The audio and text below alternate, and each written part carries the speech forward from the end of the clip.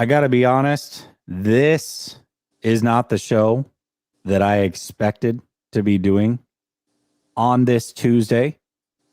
I love my guy Suneil, and we're going to talk about a lot, but this was supposed to be a celebration show. That is not what we got. We did not get a celebration show. We are now full swing into the offseason. I mean, day one in the 49ers, drama galore. There's so much to talk about. I cannot wait for this show. The offseason has started out with a bang, and we're going to talk about it all next.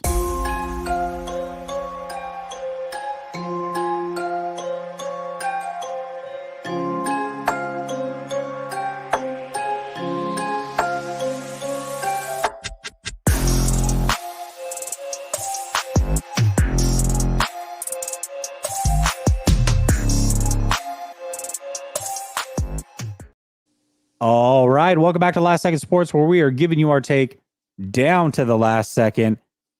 What's up, Suneil? It's Tuesday, my guy. How you feeling?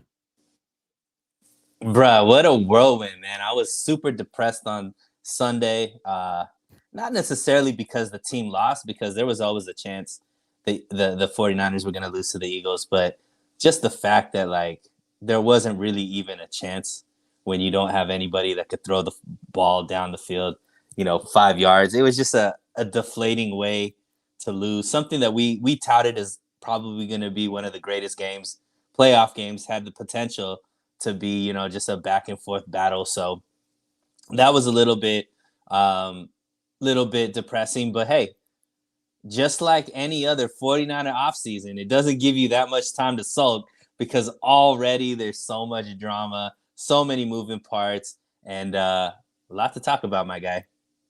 So much drama in the LBC. It's kind of hard being Snoop G-O-double-G.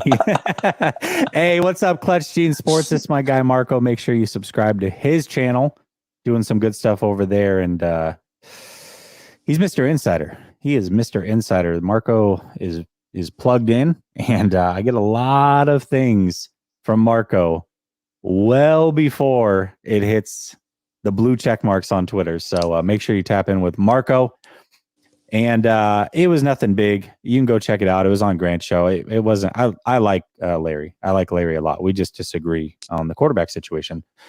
But let's talk about it. We got to put a bow on the season. I really don't want to spend a lot of time here because there's a lot that already happened today in the offseason. Right. I think there's so much to talk about that has nothing to do with the NFC Championship. But you and I haven't talked about the NFC Championship at all. So just any thoughts to that game at all? I mean, for me, it's really tough to talk about. I just, if I was grading it and there was a paper, I would have given it an incomplete because we just don't know. But is there anything that you wanted to discuss from that game?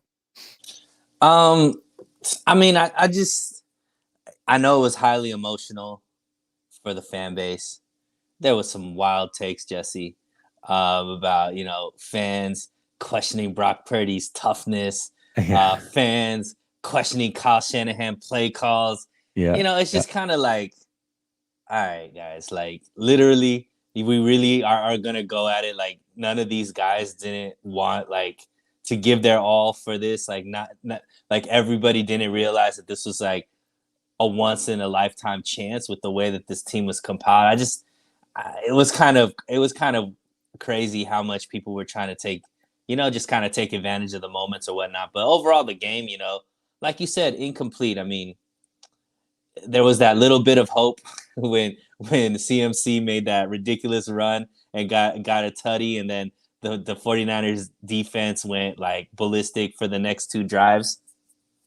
But at the end of the day, if you can't, it's kind of like it reminded me of one of those Rocky versus Apollo Creed boxing matches where Rocky's shoulder is busted up. He has one eye, and there's like no chance to really, like, he can only use one arm, and that arm is his like weak arm.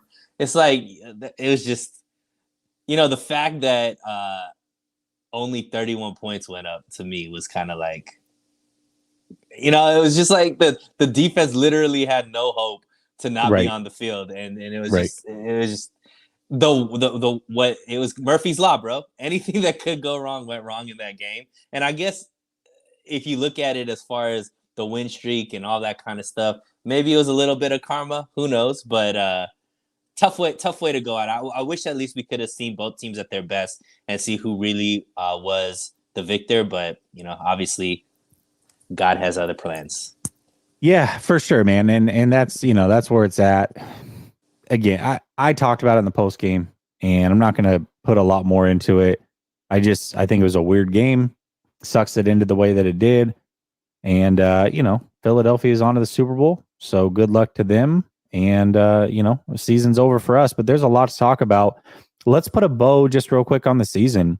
Just overall on the season itself. How will you remember this season long term, do you think? When you look back on the 2022-2023 season, how will you remember it?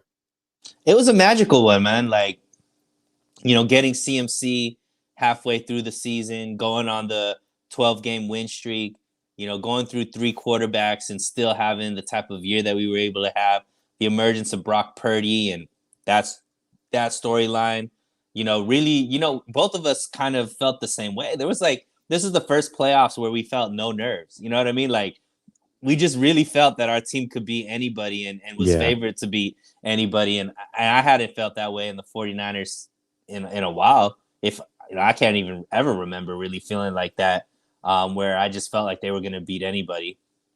So to me, I think that Kyle Shanahan put together a magical year. I think getting CMC, obviously that changes the trajectory, I think, of the 49ers for the next few years. And man, overall, I look at it as I don't look at it as a wasted year. I don't look at it as a failed year. I know a lot of people are like championship or bust, but I think that in most other teams, when you're down to your third string quarterback, aren't having the type of year that the 49ers put together. I think that's a testament to the front office, to Kyle Shanahan, and to the players themselves, to be able to still fight all the way to the end. And I didn't see any quit in that NFC Championship game, man. They were fighting to the end, doing whatever they could to win that game. And overall, man, it was a great year. I loved following it. I loved watching every single game. I loved talking about it every single week with you. So overall, man, it was a really, really good year overall, I would say. Yeah, I mean, I think just looking back on the season and being able to cover it, being able to watch the channel grow, being able to meet so many people in the community, spend every Tuesday with you and in the post-game shows with David and the behind enemy lines. Like, I really enjoyed this season. Like, just the season all, as a whole, I completely enjoyed. But I think I'll always remember this season as a 49er fan as like the season of what if, because there was so many what ifs.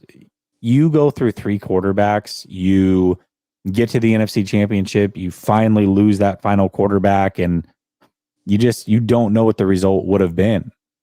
It's weird, but I'm like not even mad about it. It's just like disappointing overall. I don't know. It's just a weird, incomplete feeling, man. Complete. Well, yeah, 4. Technically, they lost 4. You're right. But it's just, I don't know. For me, it's like the season of quarterback injuries. And what's crazy is when you look at the overall health of the team, the 49ers have been riddled with injuries.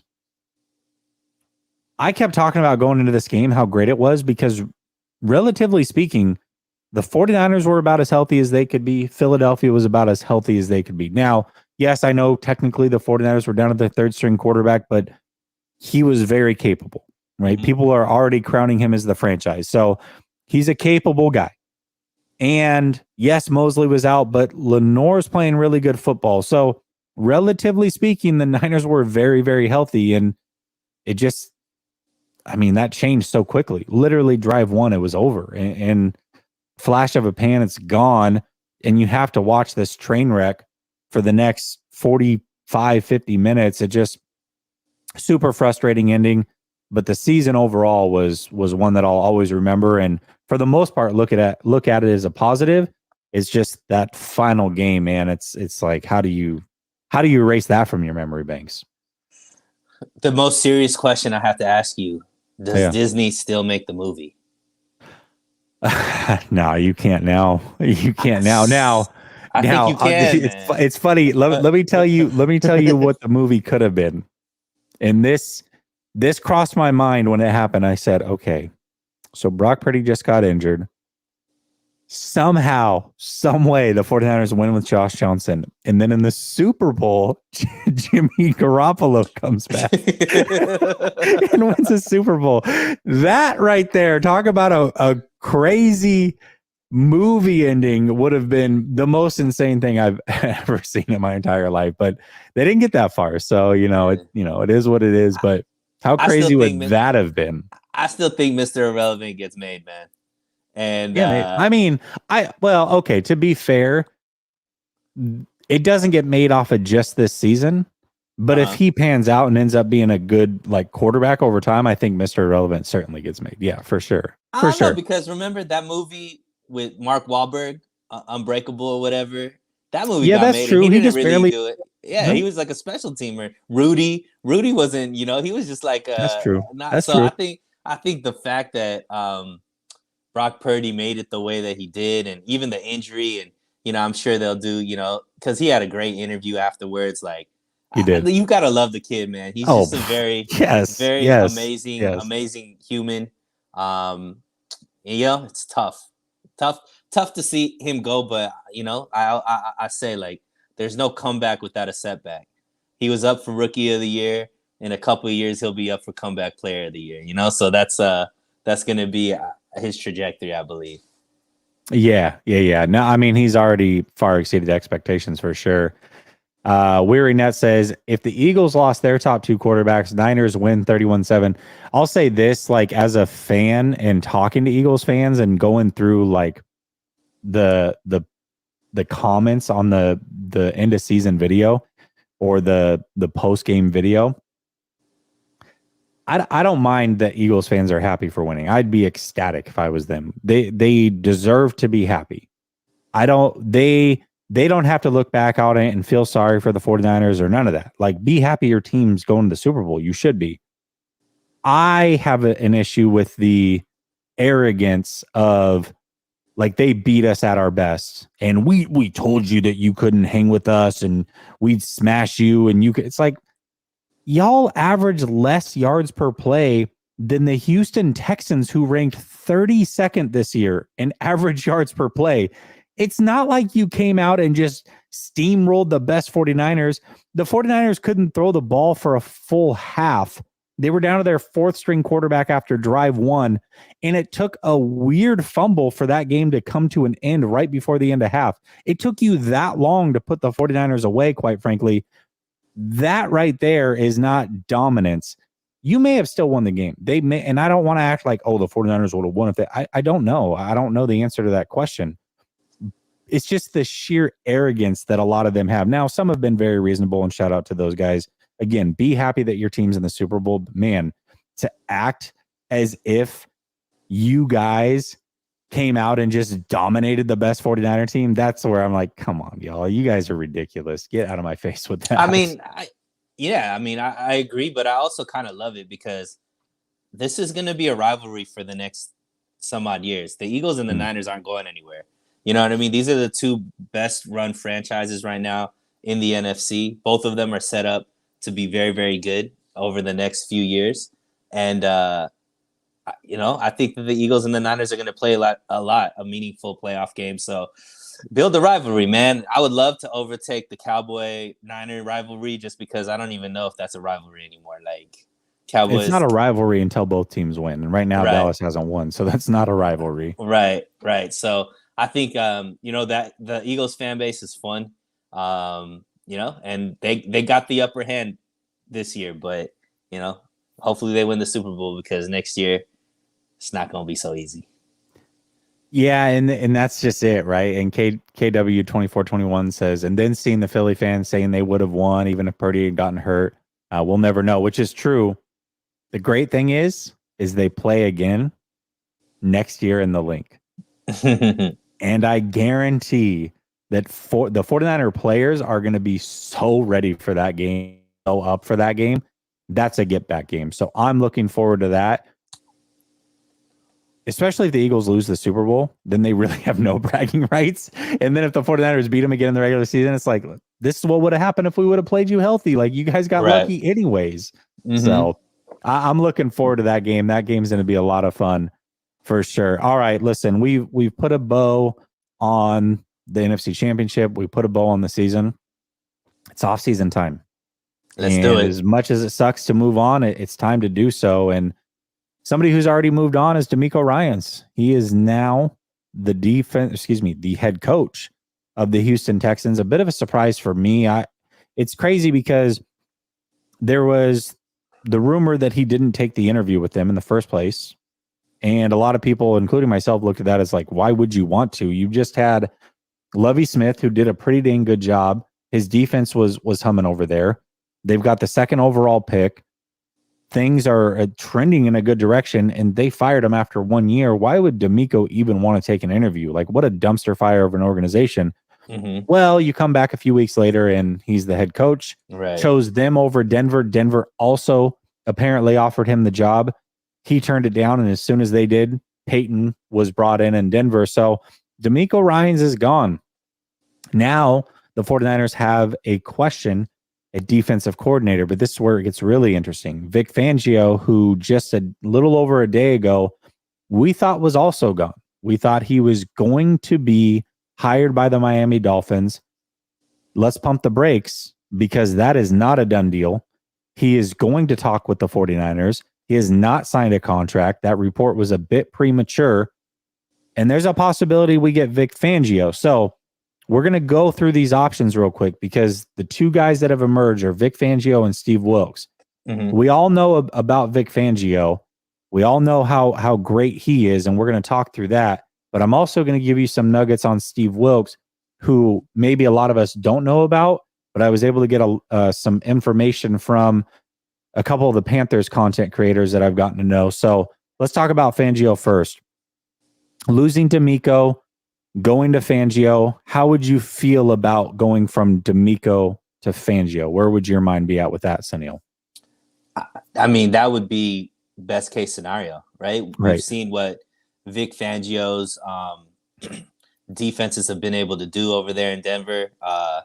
He obviously plays a different scheme, but he, that doesn't mean that he can't play a 3-4 if he needs to, right? These defensive coordinators know how to play all of these schemes, and at the end of the day, like, things are changing up situationally all the time.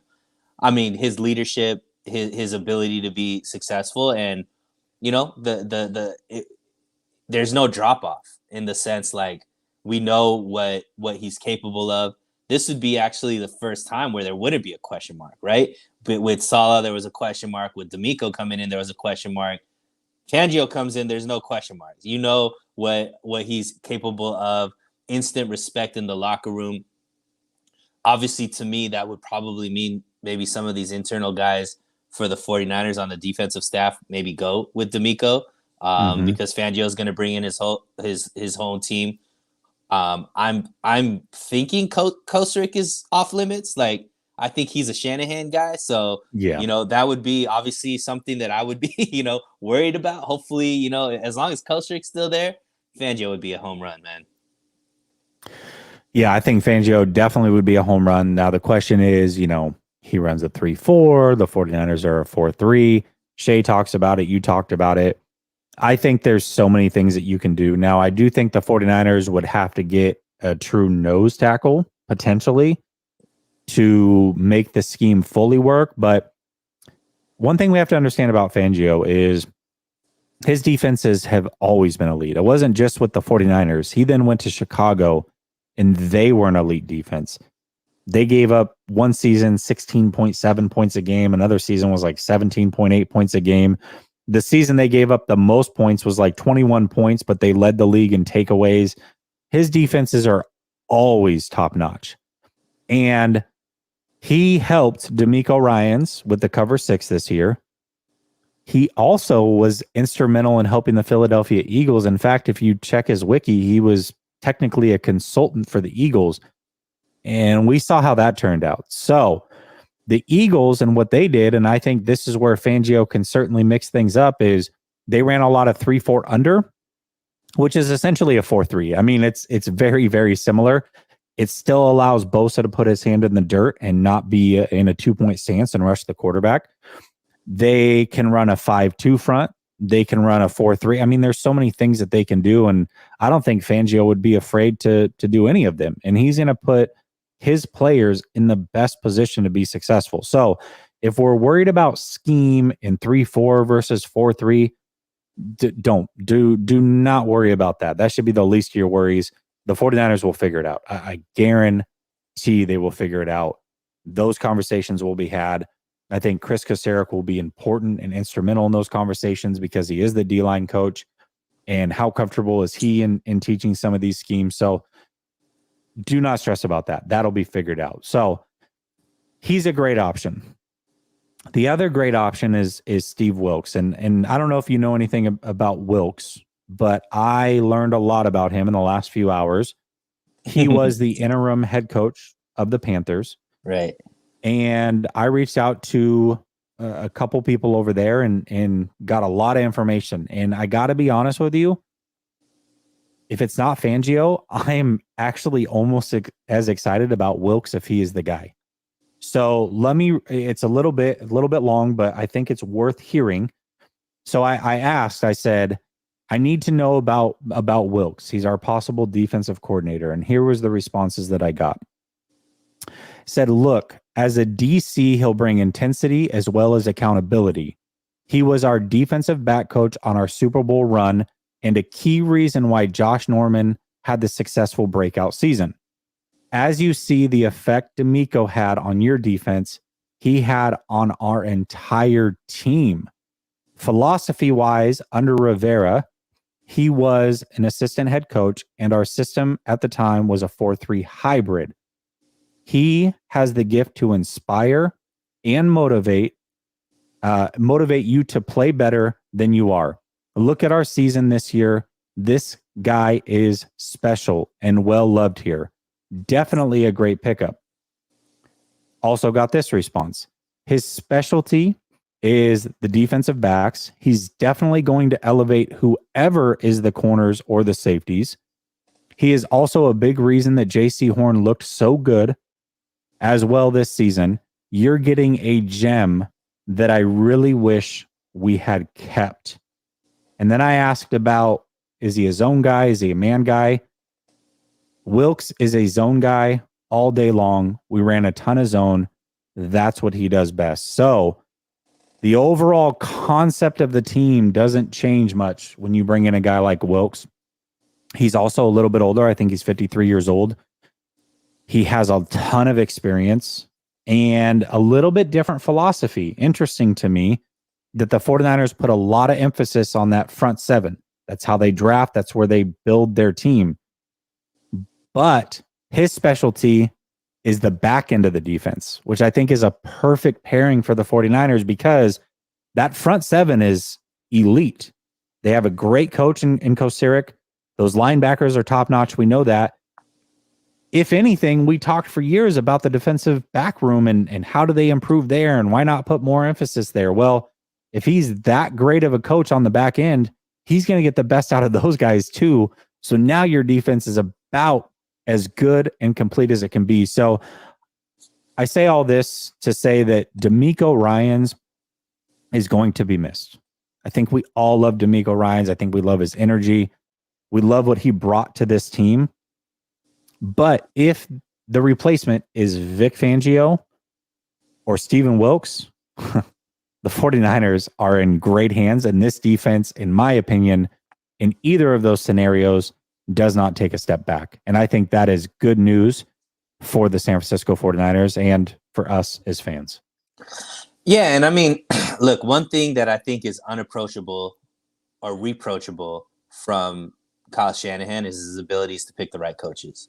Mm-hmm. He has not missed. There hasn't been a coach that wasn't the right choice, including the guys that he brought in, and Anthony Lynn and Greasy, and obviously D'Amico Ryans being the upgrade or taking over after Saleh, and it's shown. I read a number after after D'Amico got the head coaching job, 49ers are going to get like their 10th compensatory pick based off of coaches and front office people that they've developed over this Shanahan and Lynch tenure. So whomever they're looking at, that's one thing that I have absolutely zero qualms or fears about. Whomever they bring in, whether it's Fangio, whether it's Wilkes, whether it's Bullock gets upgraded, whether it's somebody else like a Brian Flores, it's going to be the right situation. It's going to be the right coach. Obviously, they have to fit under the overall philosophy of Kyle Shanahan. My guess is it's probably Fangio, to be honest. Like I would say Denver probably. Why would he go back to Denver? You know what I mean? Miami, do they have the same type of weapons on defense that the 49ers do? I probably would say absolutely no. So yeah, I think that my guess, I think the front runner is Fangio, but whomever they end up deciding, we've already seen too much proof that it's not gonna be the wrong choice. Yeah, and I think that's my biggest takeaway is that Fangio, to me, it was Fangio or bust. But after reaching out to the Panthers guys and them giving me that feedback, like I said, I'm as excited about Wilkes, which is crazy to say. I think that's great to hear, and I think that the 49ers are going to be fine either way. But definitely shout out to D'Amico. Good luck to you, man. I think you're a great coach. I think you're a great human, and I really, really hope that you have a lot of success with the Texans. I think it'd be a great story and something that he deserves. So he's going to be missed regardless, just as an individual. But as far as does this defense take a major step back with either Wilkes or Fangio, I think the answer to that is no. So, and we'll see. We'll see what coaches he poaches as well. It sounds like Bobby Slowick is already having an interview as offensive coordinator over there. So, there's going to be some changes in the coaching staff, to say the least. But overall, I think the 49ers are going to be in a good space. Yeah, and players too. That there's a lot of free agents on that defensive side of the ball. Obviously between Minahu, Ward. Ward. Between Gibson, D'Amico, Saleh, and McDaniels, like they have options. You know what I mean? So. Yeah, they do. No, they definitely do. They definitely do. And it'll make it harder for the 49ers for sure to bring some of these guys back. But if somebody wants to overpay for some of them, then more power to them. And Tennessee, Rand Carthen over in Tennessee knows these boys too. So there's a lot of, the 49ers are definitely going to be poached as long as they continue to have the type of success that they're having. So for sure. Cryptic says, I feel bad for Purdy after everything. Hopefully he comes back healthy. I will that play. He got hurt. It was a sack fumble.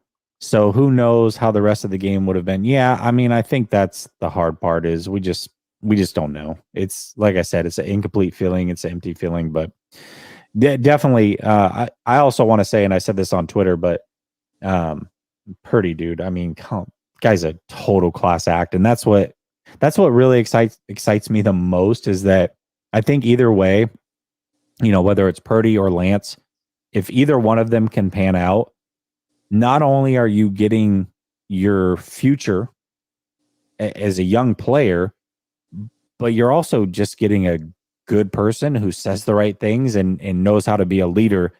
And the way Purdy was talking about how he felt bad for the veterans and all dude, like you just lost. At that point, we don't know. Could be as crazy as Tommy John. It could be a sprain. We don't know. We later find out it could be up to 6 months or whatever. It's a torn UCL. But for him in that moment to be so concerned about the veterans of the locker room just shows you like what kind of dude Purdy is. I don't know how you don't root for that. Like he's just a good guy. He's a good guy. And so definitely rooting for him to have a speedy recovery. And sounds like he will. Sounds like he easily could be back by the end of July, ready to go for training camp. So that's best case scenario. That'd be fantastic. Niner Matt says, I want us in Philly week 1 season opener. You might get that. You might get that. They definitely do play Philly. They do play in the Link. And we know how they like to open up Thursday nights with a big time game that was played the season prior at some point, usually in the playoffs, I could definitely see a scenario where they want to have Philly, especially if they win the Super Bowl, opening up the season against the San Francisco 49ers. I think that would be a hell of an opening game. You might just get your wish. I hope not. 49ers are terrible week 1. Oh, yeah. No, I mean, that's, I got it. Cryptic says, do you believe we can win with Shanahan now that DeMeco Ryans is gone? It's starting to feel like Andy Reid with the Eagles. Yeah, I mean, I think the 49ers are going to continue to be in the talk and in the dance. And I think anytime you're there, then you've got a chance, and like, I mean, you probably said this before we talked about the replacements for DeMeco, whether it's Wilkes, whether it's Fangio. And I'll repeat it for anybody that just joined. Go back if you didn't see me talking about Wilkes and what we learned about him. The 49ers are in good hands either way. They are in good hands with Wilkes or they're in good hands with Fangio. And I don't think this defense takes a step back. So, yes, I don't think DeMeco leaving will be the reason why they don't win.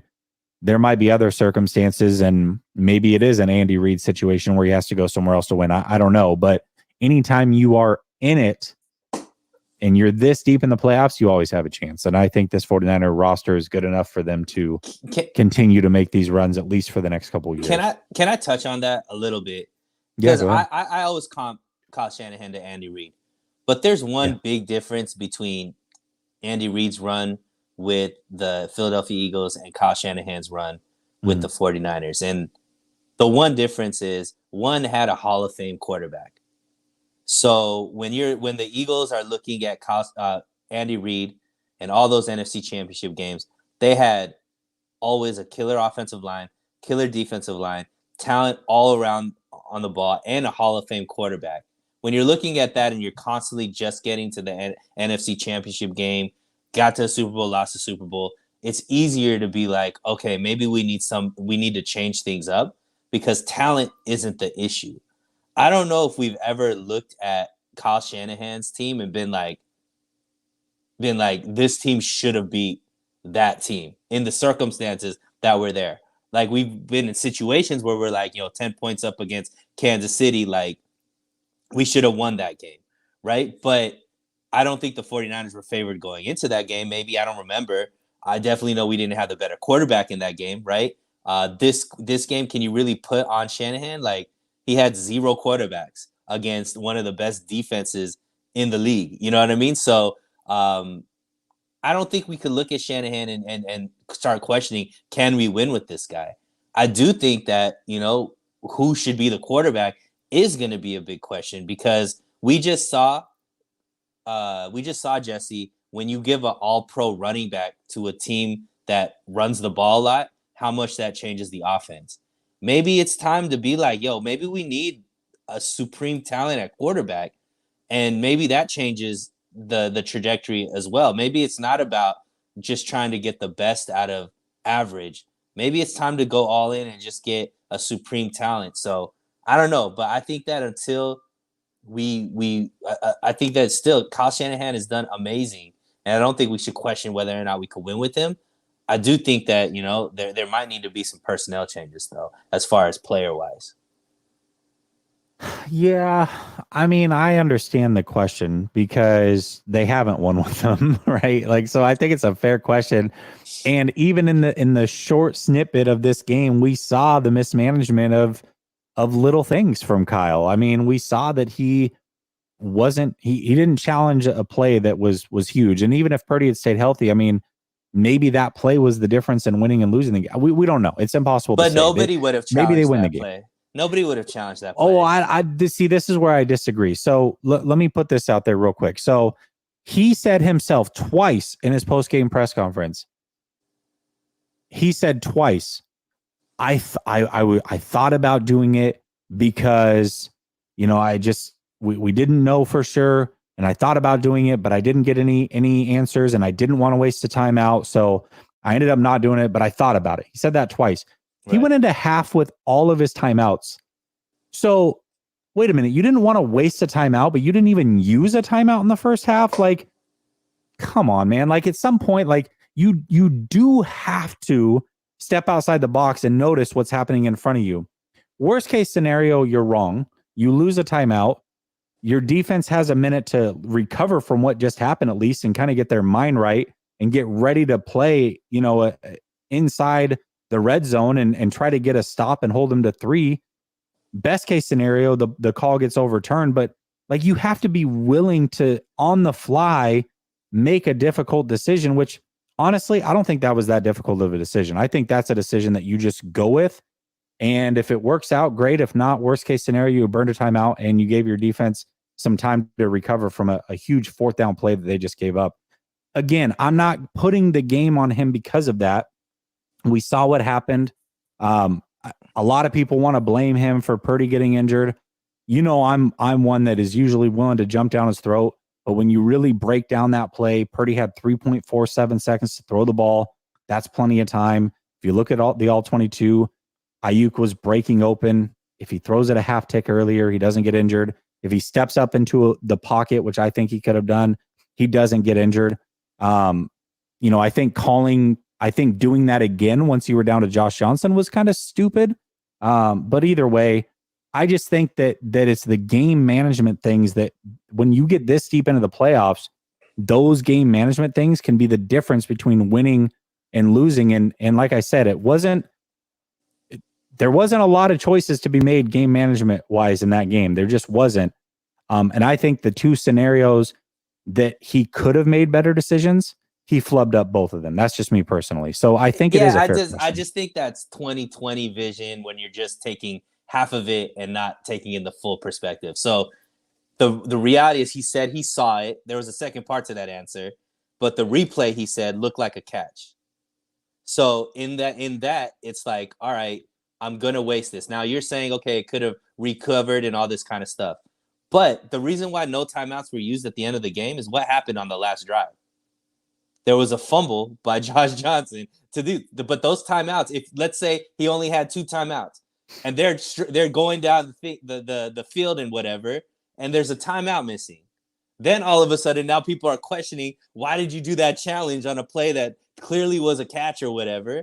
Because if it didn't get overturned, it's easy to nitpick here and there once we know what the final result is. But in the moment, if you look at it and it looked like a catch, there was no review. We didn't even see a review that it was a dropped catch till like after the break and all that kind of stuff, right?